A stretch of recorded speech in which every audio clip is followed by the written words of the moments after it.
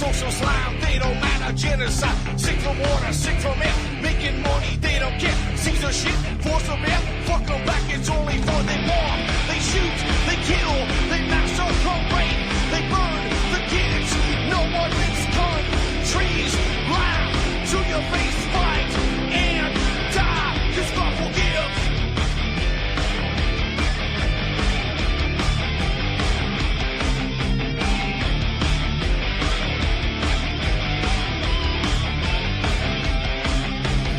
Selling lies and buying time, killing people next in line. Lower class and social side, they don't matter, genocide. Sick from water, sick from air, making money, they don't care. See their shit, force a bear, fuck them back, it's only fair. They bomb, they shoot, they kill, they massacre, rape, they burn the kids.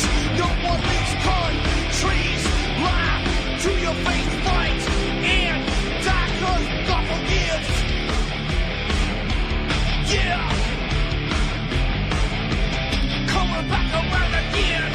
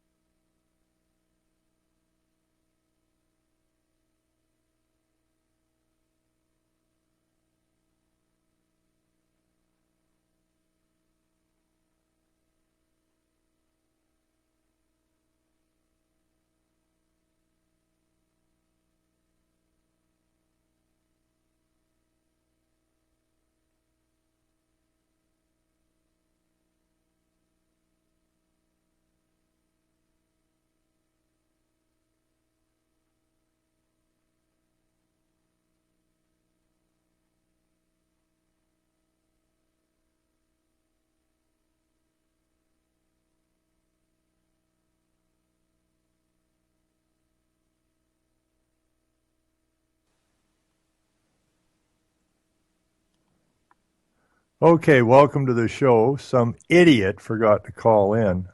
I've been on the phone for a while, and I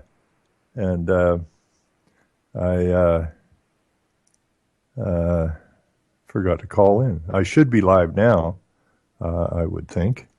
Yes, we are. So, anyways, I got home and I was talking to my friend Enos last night,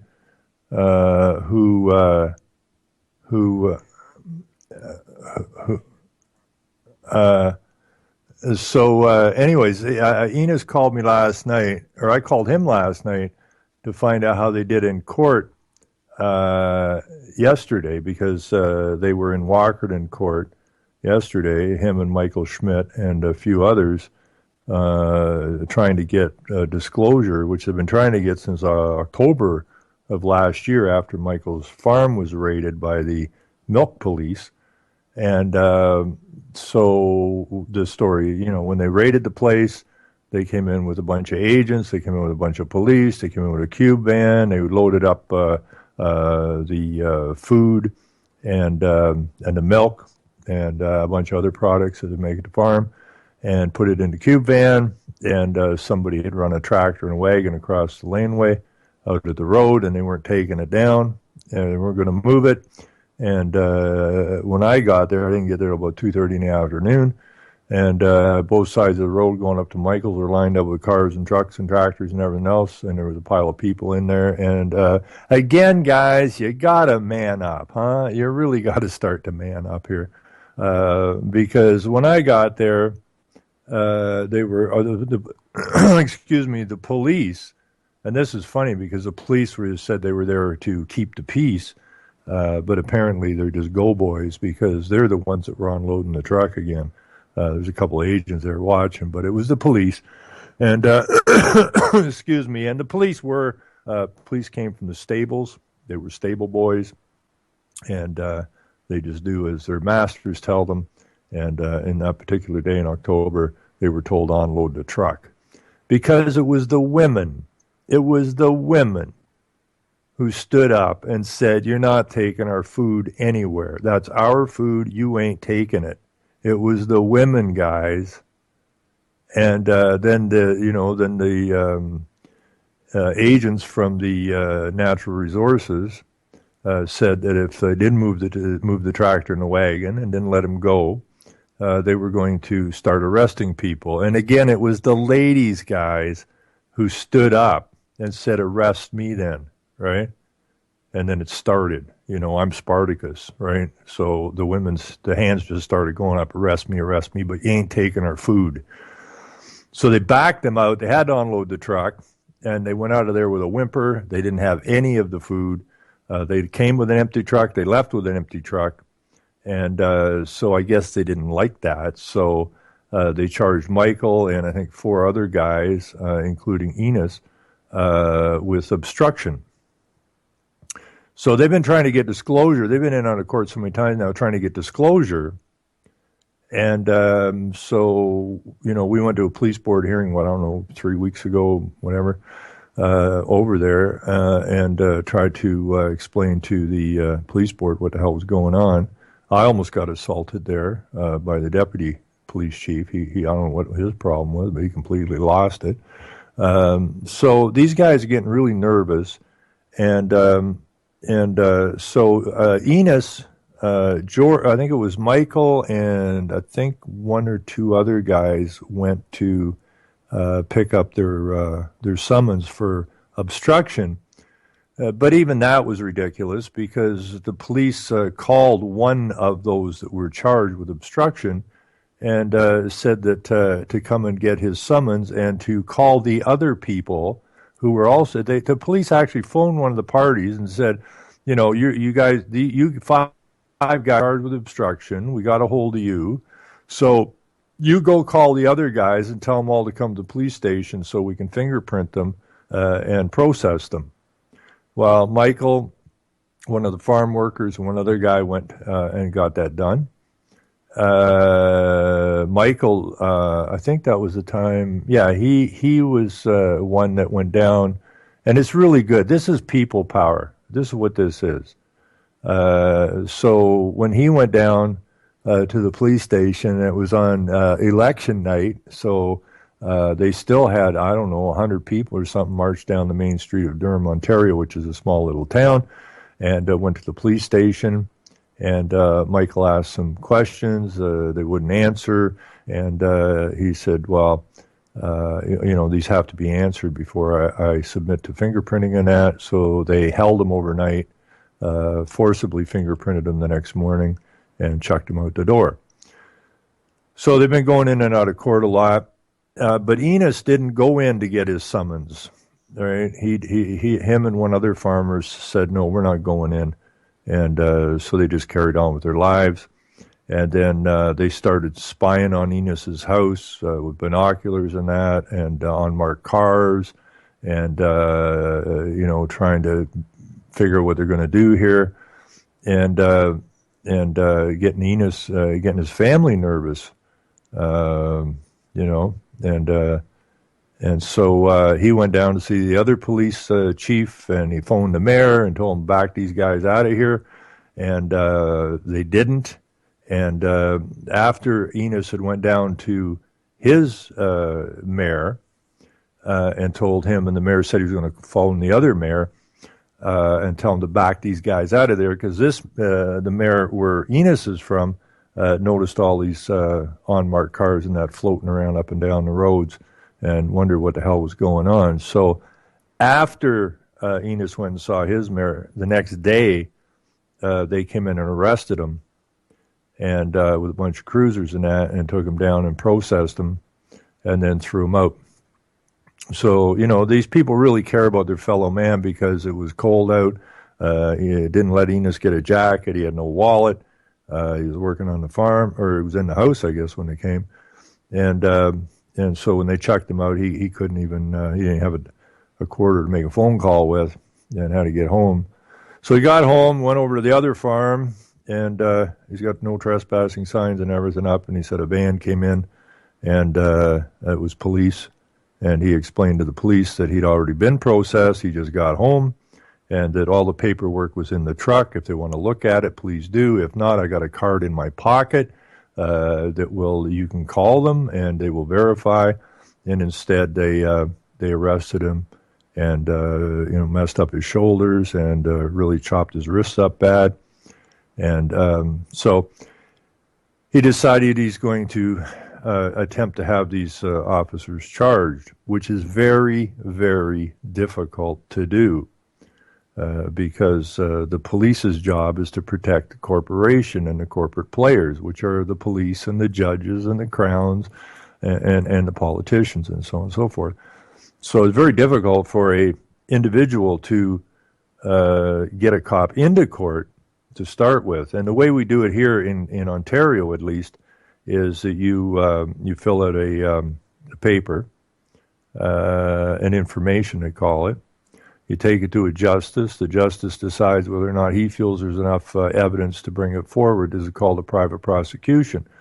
And the problem with the private prosecution is once the justice has said there's enough to bring it forward, then you go through a couple of stages here. So today they were at the pre-conference trial or whatever, where the attorney, the Crown attorney, comes in and tries to kibosh the case, which negates the whole idea of a private prosecution. Because if they can get this, then they take over the prosecution. So, anyways, they had that today. And, I encouraged him when he called me after he was assaulted. I said, you need to get to the hospital and have this, witnessed. So when he went to the hospital, the doctor was extremely upset what happened to him and the damage done to him. And so the doctor wrote a witness statement and took a whole bunch of photographs and that. And I guess today they were in court for the better, it sounds like about 6 hours. Enos said he gave testimony for like 2.5, 3 hours. Then the Crown attorney got in on it. And in the end, the judge said that, I got to take a recess here for an hour and a half, which is quite long, and came back with her decision. And this was to find out if there was enough evidence, even though the justice who accepted the information for Enos said that there was enough evidence. That has to go through this next process where they try to kibosh it again. It's all a protection ring. And after an hour and a half, the judge came back. And this isn't light. They don't take this stuff. They take this stuff very seriously because we're up in rural Ontario, and the Crown attorney is a high-profile Crown who was brought in from London to try to get rid of these charges. And I think the judge was out of Kitchener. And so after an hour and a half, the judge came back and spent 20 minutes explaining, that even though Enos said that he had been, already processed, that because even with the modern, this is what the judge is saying, even with today's modern communications, there can be miscommunications. So it was like she was making excuses for the police for the first 20 minutes.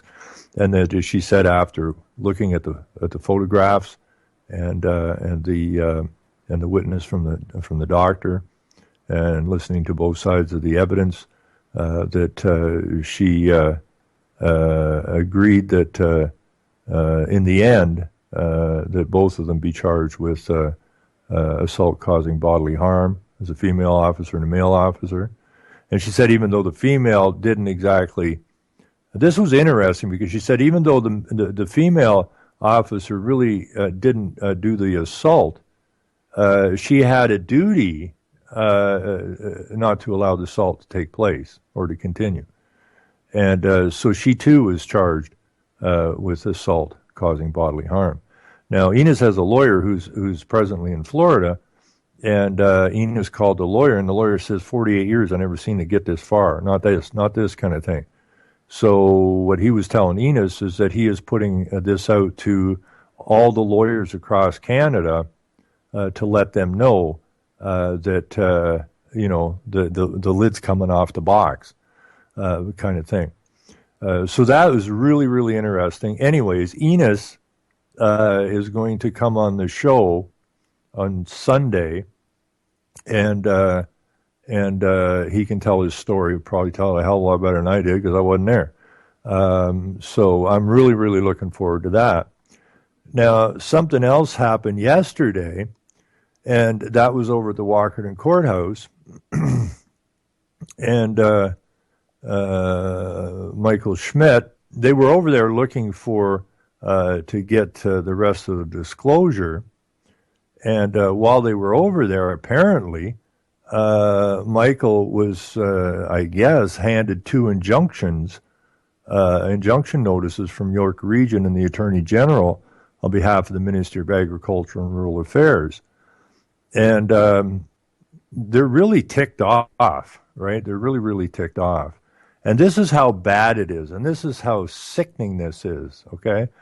It's been 20 years that it's over 20 years Michael's being harassed and everything by these agents and that. He called this, it's a BLM North. What is it called? The Bureau of Land Management. Yeah, BLM North, if you will. The way that these guys operate. Same kind of garbage. Nobody's been shot and killed here yet. And hopefully we can put enough of enough nervousness in the police that they back off, and that would be fine. But it's been over 20 years that Michael has been doing this, and in 20 years of his milk business, nobody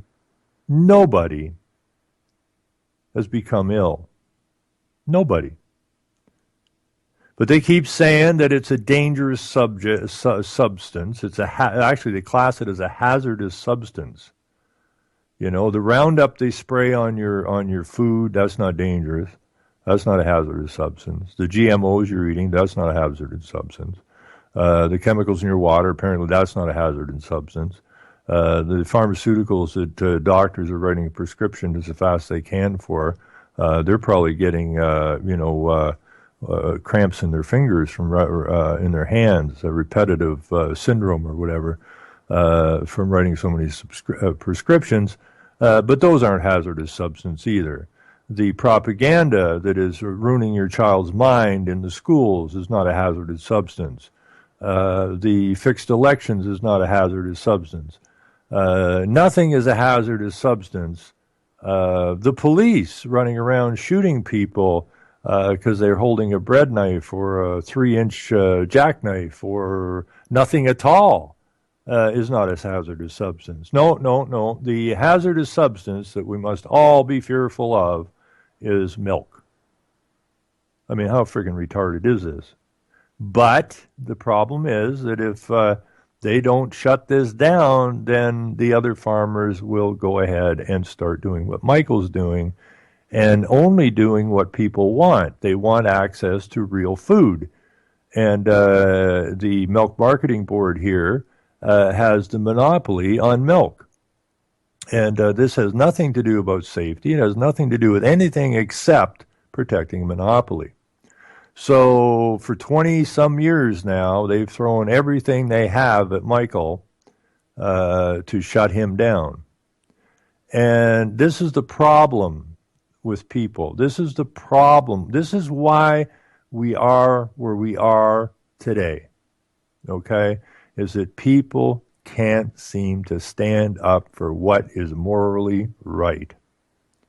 Okay, they're intimidated easily, they're feared easily, and they're too quick to turn the other cheek, or look away, or pretend they don't see what's going on right in front of their frickin' faces.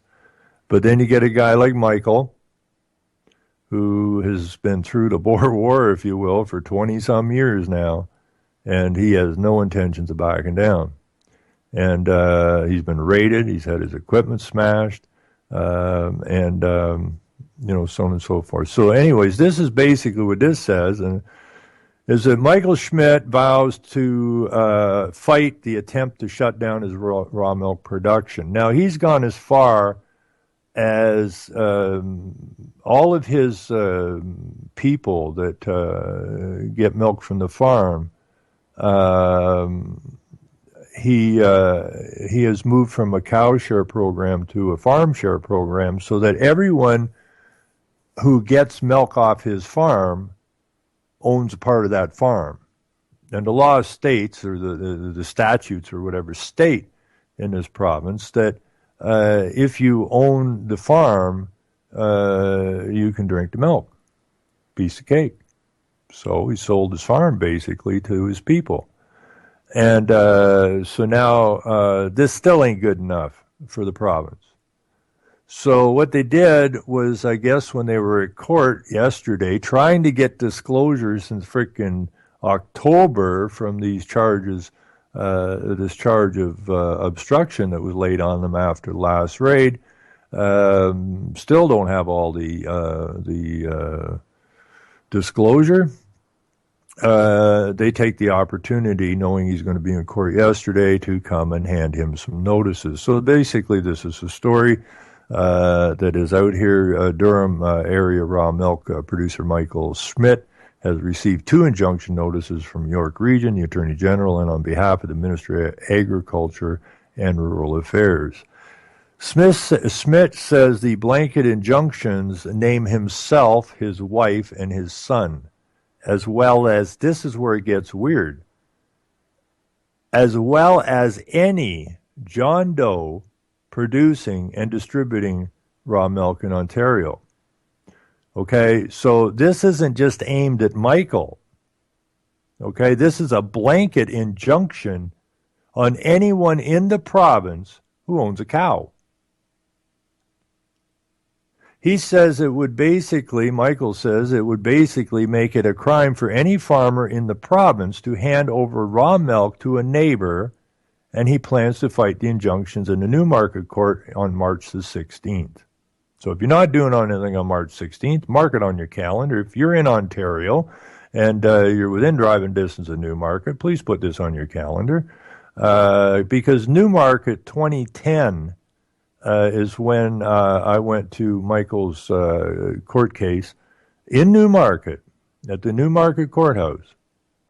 And that day, and he'd already been dragged through the Boer War since the 90s, and that day, that judge had the right decision.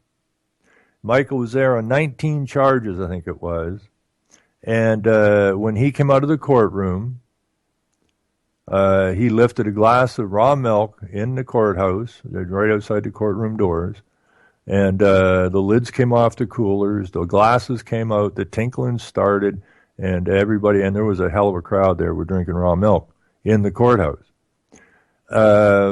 And the judge found Michael, he acquitted him on all 19 charges. This is way back in 2010. And the judge's decision was this, that everyone has the right to enter into a private agreement without interference from the government. That was his findings, and those findings were absolutely correct. So he was acquitted on everything. It had an intelligent judge. But then the witch hunt started, okay? And again, it's not about the milk. It's about the Milk Marketing Board. It's about the monopoly. It's about stopping anybody from selling milk except the Milk Marketing Board. And so they immediately, the word came out from the health department and from different agencies that we got to get Michael. So they demanded that it be appealed. And they appealed it, and they found him guilty on 13 of the 19 charges. And Michael appealed it, and it went to the Osgood Hall, to a tribunal there at Superior Court, or whatever they call it there.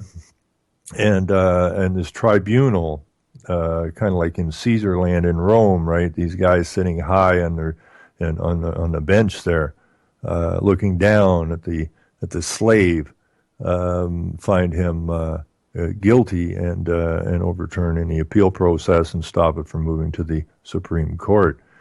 Anyway, Michael has been fighting this for 2 decades, and he says he feels like the final standoff has begun.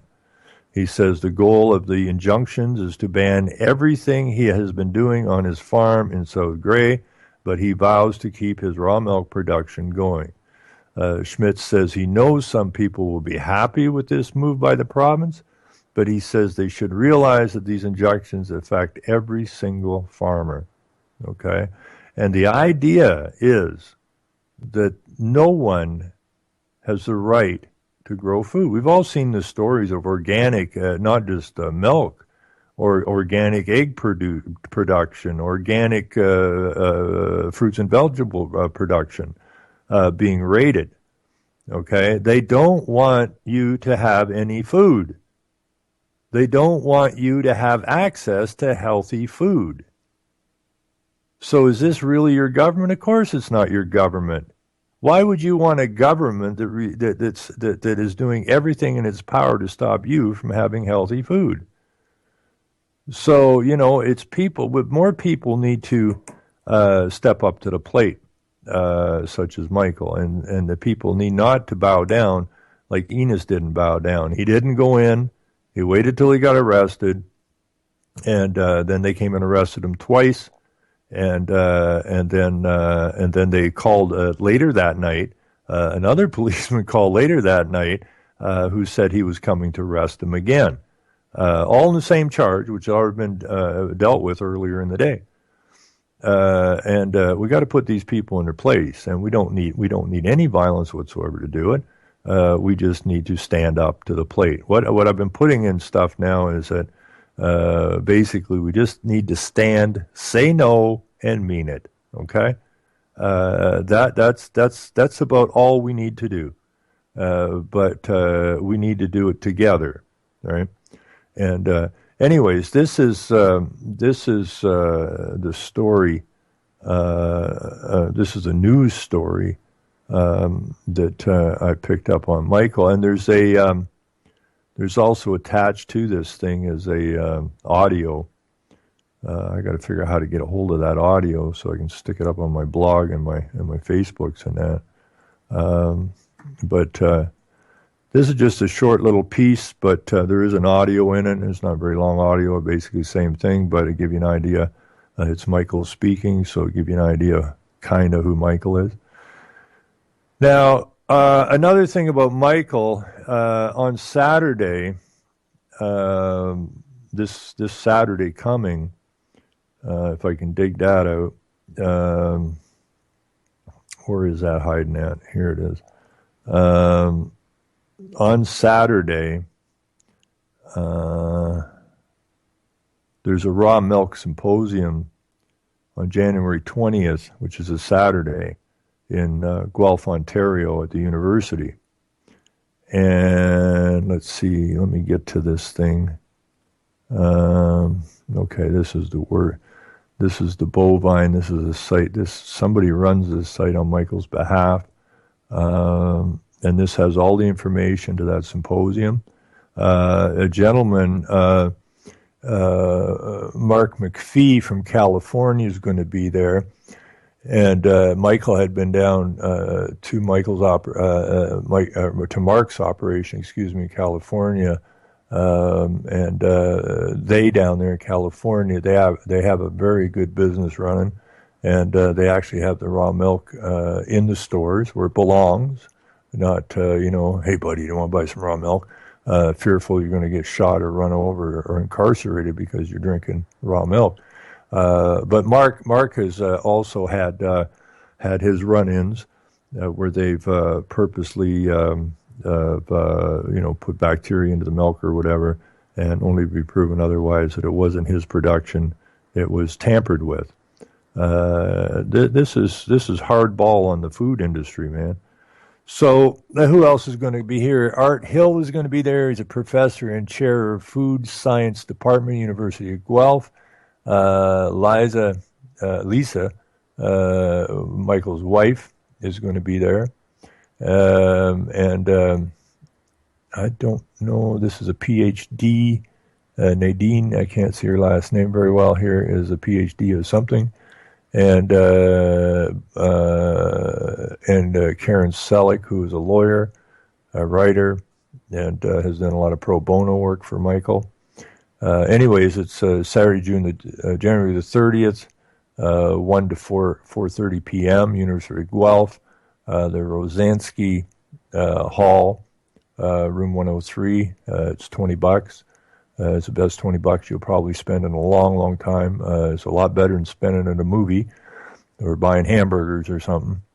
We are pleased to announce that Art Hill will participate in the final panel discussion from confrontation to cooperation, learn about what to look for when obtaining raw milk, safe raw milk production standards, and the current Canadian and international laws that surround it.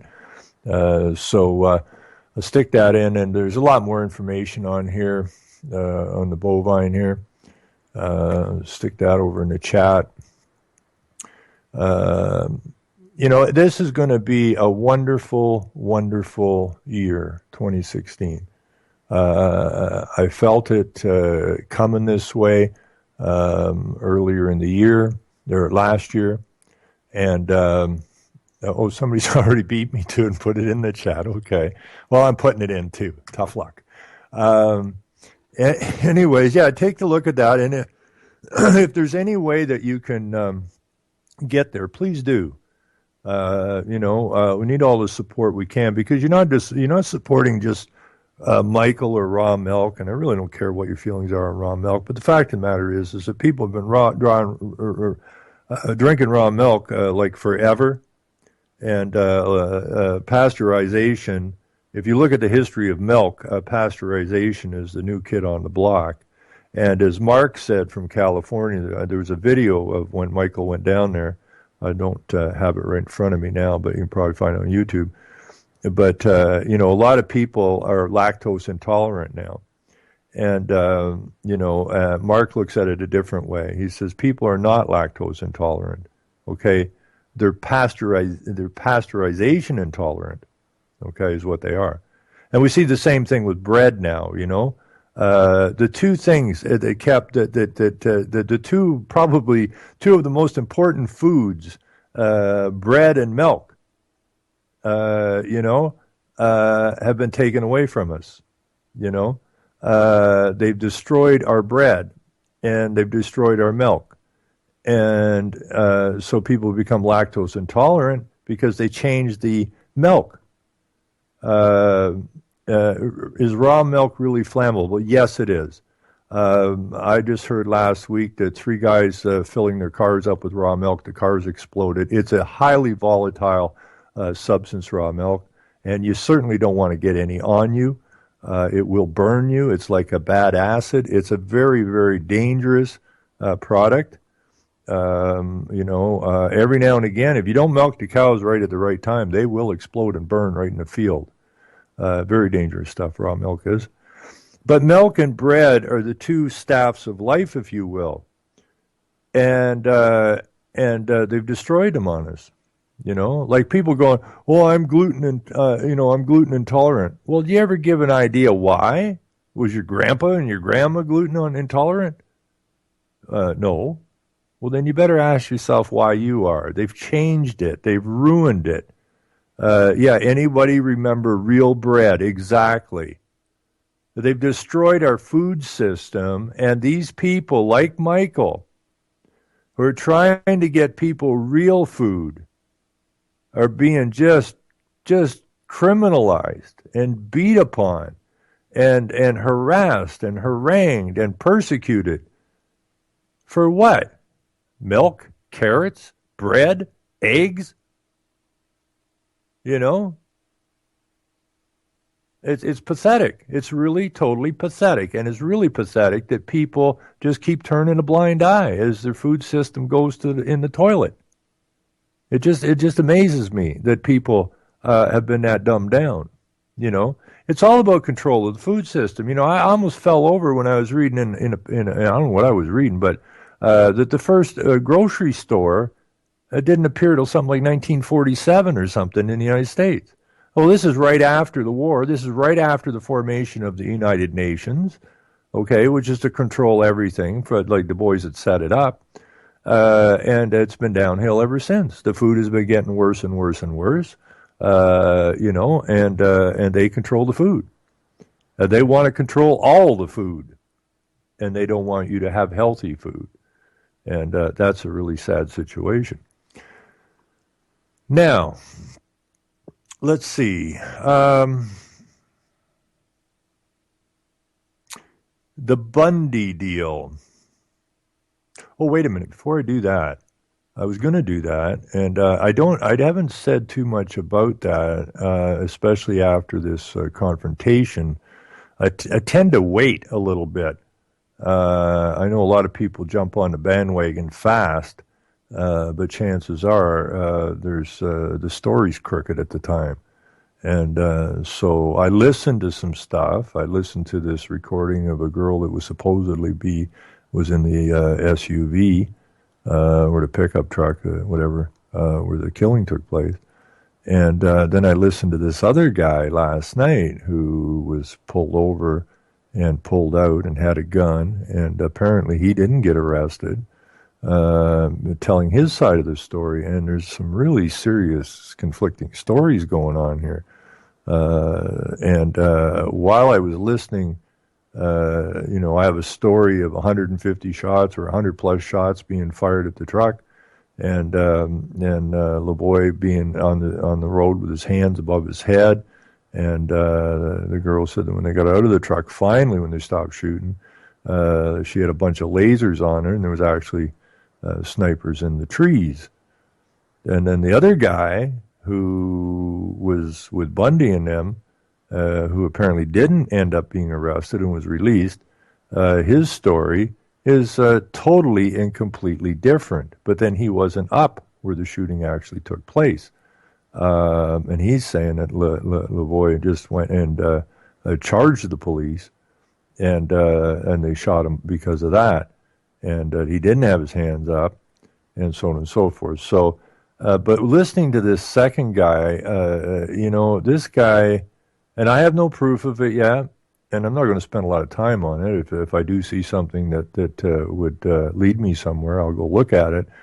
But he really did have, I mean, you go, okay, let's see, you were in the truck, you got pulled out, you said they kind of were rough with you, but that's expected because you had a gun, and so on and so forth. But when you got to the jail, you weren't held.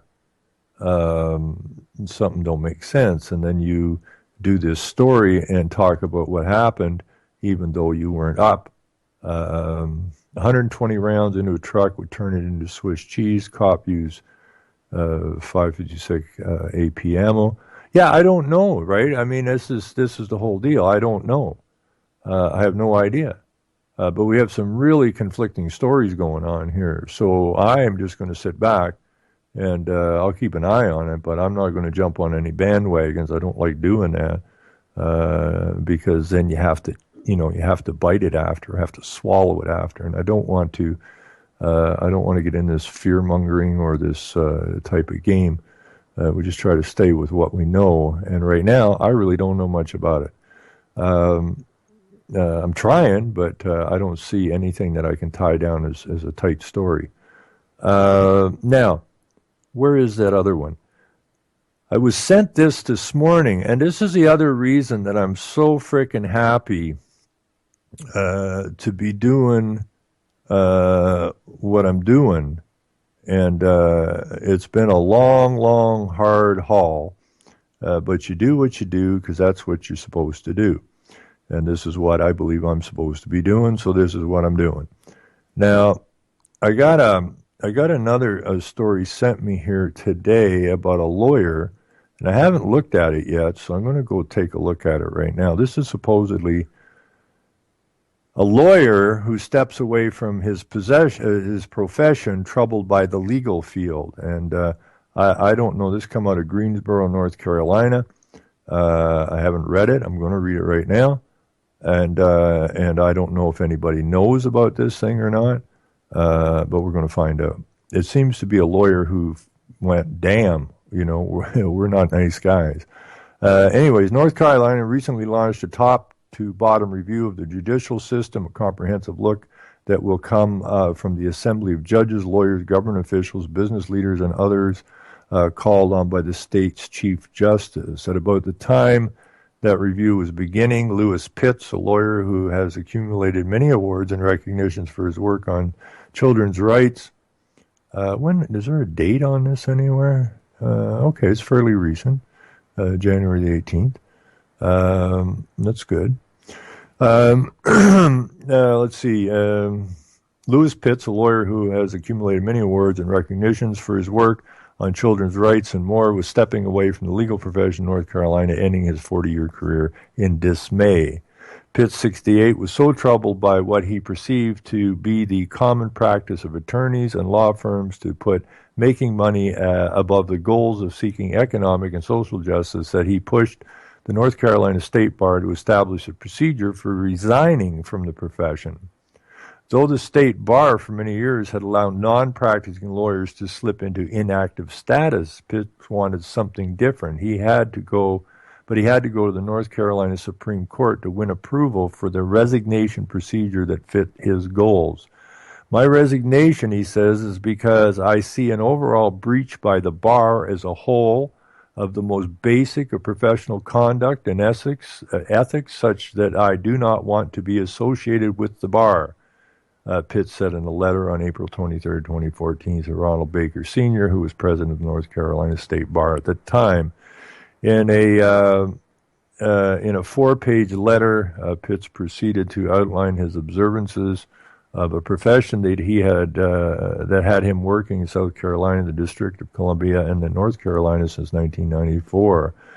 I do not mean to be mean or flippant.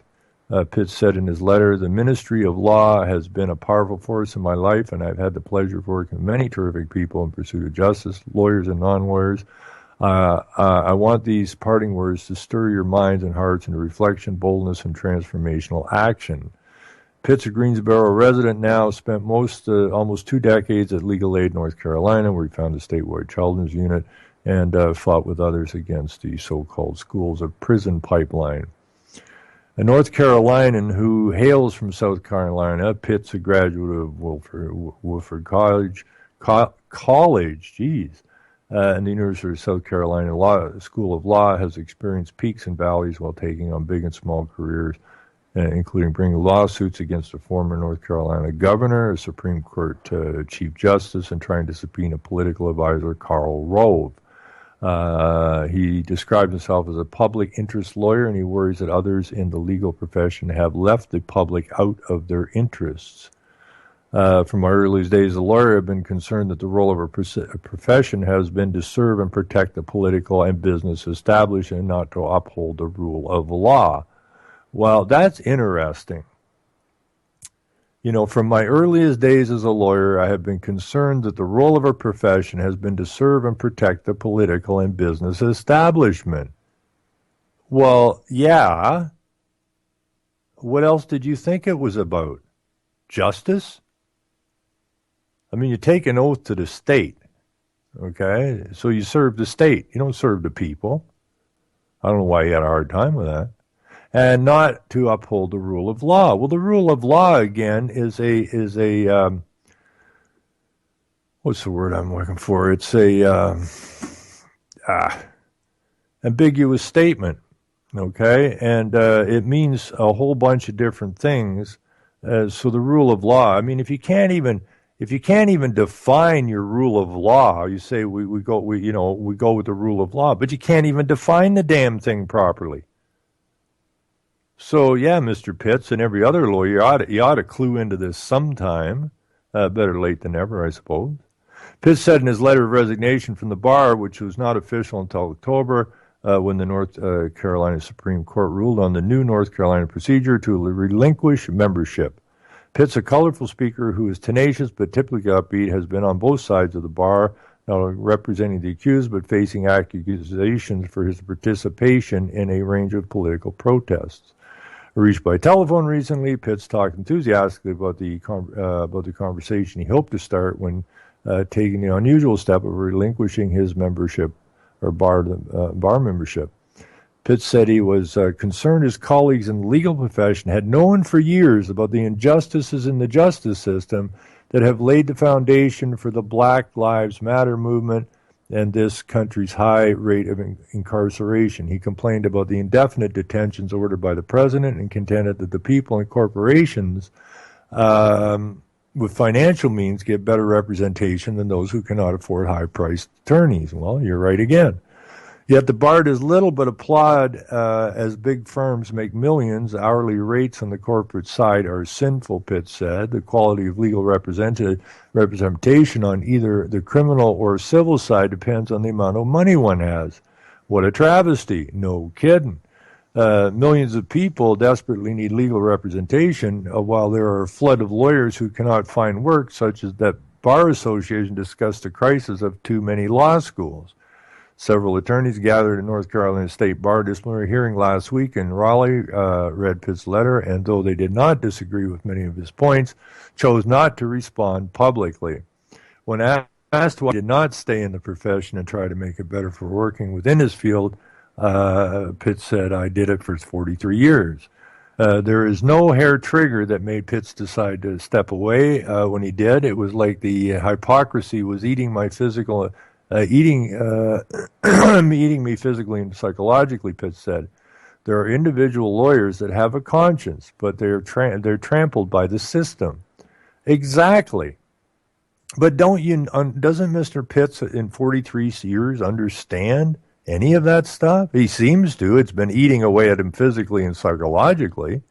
And he doesn't just want to resign or just put his bar card on hold. He wants it gone out of his life. There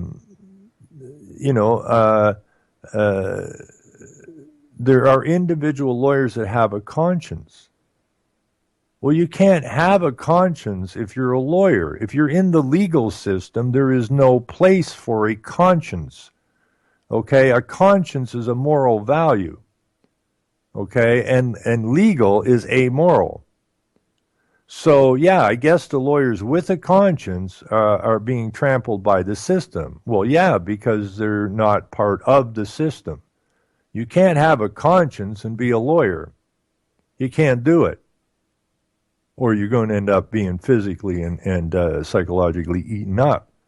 Okay, so this is actually good news because it brings some more of the what the legal system is actually about, and it is only about protecting the state.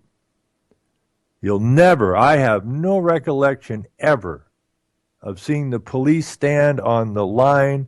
There's a line, somebody's protesting something, and with good reason to be protesting it. And I have never seen the police on the side of the protester, ever. They're corporate. Their job is to protect the corporate interest, plain and simple. Just like when they started the police. They took the stable boys, they give them some extra work. What was their job? To protect the commerce of the rich men they were working for cleaning the stables. And nothing has ever changed. This is the job of the police. Sure, they may come if you're hurt or something, they come and may help you up. But that's the job of every man. Okay? That's the job of every man. That's the moral obligation you have to your fellow man. That's not got nothing to do with policing. Okay? That's just the job of everyone. If someone's in trouble, you help them. You don't have to be a policeman to do it. So, you'll see a story, policeman rescues a drowning dog. Oh, yay! That's just the storefront, if you will. Okay? The actual job they do is actually to protect the criminals that are harming everybody. And that's the state and their buddies and their businesses. So I guess it's time for our profession. See, this he nails it right there. The last line of this, I guess it's time for our profession to undergo a moral checkup. Exactly. Because you see, the legal system is not about law. Okay? The legal system is a protection of corporate interests. Okay? So a kid steals 3 pizzas, he's 3 strikes, he gets whatever, 20 years in jail or something. The corporation makes money because the jails are all corporate. The court makes money because it's all corporate. The lawyers make money because it's all corporate. And some poor sucker that was hungry and took 3 pieces of pizza is doing 20 years or something. Yeah, I think it's time to undergo a moral checkup. The problem is legal is amoral. So you can do a moral checkup, but you're working in an amoral business. Law, on the other hand, is moral, but legal isn't moral. Okay? If legal was moral, they wouldn't have been beating on Michael Schmidt for the last 20-some years. Okay? If it was law, right? Law, do no harm. Has Michael Schmidt harmed anyone? No. Has he harmed any of his shareholders in the farm? No. Has he helped people regain their health? Yes. Oh, so he's actually a good guy. Yeah. Except he's in a. I mean, milk is far worse than opiate or cocaine. Much worse. It's much worse than pedophilia, which they're teaching in the schools. They're teaching the children in the schools now how to be targets for pedophiles. Much worse than that, milk is. Milk is the worst thing on the planet. At least here in Ontario, it's the worst thing. And, we must use all of our resources to make sure that this milk thing goes away. It's ludicrous. We live in ludicrous times. And we have to turn this around. Now, I phoned Michael's place tonight before the show, hoping to catch up with Michael. I wanted to get the lowdown on what he was handed, but I did find it online. And I was talking to his wife, and I said, this is really good news, what they're doing now. And she goes, I think so. They think that they're putting fear into anybody. Bring it on. I said, this is going to get real interesting. And I wanted to phone her to let her know, let Michael know what happened in court with Enos today, because there's an order that came with this charge of obstruction that none of these people that were charged can communicate with one another. Just like in public school, isn't it? Grown men who did nothing wrong and harmed no one get this ridiculous charge of obstruction when, like Michael said, what the hell did we obstruct? It was the women. We didn't obstruct nothing. It was them ladies that were telling them to unload the truck. And again, I said that because it's time to man up, boys. Right? It's really time to man up and take our proper places here. Why have we got the women standing up front? Right? That really makes us look bad. But anyways, when I was talking to Michael's wife, it was she was giggling, right? And she said, this is really going to be a shitstorm, right? And but we're going to ride it through, and we will come out on the other end of it, and they will. And but I really encourage people to support people like Michael and his wife and and those that help him and our farm members. It's very, very important that we do these things. Because, you see, if we don't show the support for a man like Michael and what he is doing, and it's not been easy, trust me. I mean, you get dragged in out of these high-profile court cases for 20 years and get raided at your home. I mean, they try to wear you down. Michael's a very strong man. He's a very committed man. And that's what we need, commitment from people. Not just on Michael's side, but in your lives. Okay? Why are you sending your children to school to be turned into fodder for pedophilia or for pedophiles. I mean, this is ridiculous. You know, why are you allowing your children to sit in school and be pumped with this nonsense that the parents ruined the environment, and that's why we're in such desperate straits now. You know, pumping the children full of this nonsense, just as we were pumped full of nonsense about duck and cover, just in case a nuclear bomb hits the school, like diving under the desk is going to help you. Just like putting in a mercury-filled light bulb in your house is going to save planet Earth somehow from global warming. Same freaking garbage rhetoric moving us to the same place and has total control of everything in our lives. Okay? The food we eat, what we watch, what we read, and so on and so forth. And we got to stop it. Which means we have to come together. Not come together like we are one, the world we want. That's UN globalist rhetoric. I'm talking about come together as men and women in our own communities. And I'm not talking about a UN community. I'm talking about our communities. Okay? Where our town looks different than your town, not where every town looks identical to the next town. That's the last thing we want. But that's what they want for us. And they're going to get it if we don't push them back. And the only way we're going to push them back is to stand up, say no, and mean it. No violence required. We're the people. These are our lands. These are our feet on our lands.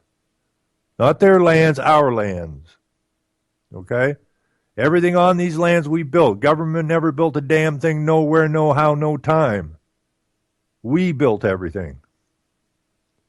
But they want to control everything. So we build our own prison. Not so freaking smart, I don't think. But we got to come to terms with this. And, I'm really, really looking. And this is the other reason, just before I get off air, this is the other reason that we have got to get some local newspapers going in your own communities to counter the propaganda that comes out in the newspapers and on the radios. The people listening, they know there's something wrong. Okay? But they don't have access. You say, well, they have access to the internet. Most people don't even. They may go on the internet to play a game. They might go to send some pictures to a friend on Facebook. They might go to look at the weather, or so on and so forth. But, for the most part, the vast, vast majority of the people are not looking up what happened at the Bundy Ranch or what happened here or there, and there's no opposite or truth to go back at the media that's coming at them, and we have to get that going, and so anyways. Put this on your calendar, January 30th. That's this Saturday at the University of Guelph. There's going to be a good panel, and Mark from California is coming in. They're going to talk about that. There's going to be a government guy there, and a constitutional lawyer will be there, and it would be a very good time to show your support. It'll be a good day out. You may learn something. You may go away with questions that lead you to go find answers to those questions. Okay, and Ines will be here on Sunday to explain what happened, so how we got it, and how it's next. Selling lies and buying time, killing people next in line. Lower classes, social slime, they don't matter. Genocide, sick from war, sick from hell. Making money, they don't care. Caesar shit, force of death. Fuck them back, it's only for they bomb. They shoot, they kill, they massacre, rape, they burn the kids. No one makes gun, trees, lie to your face.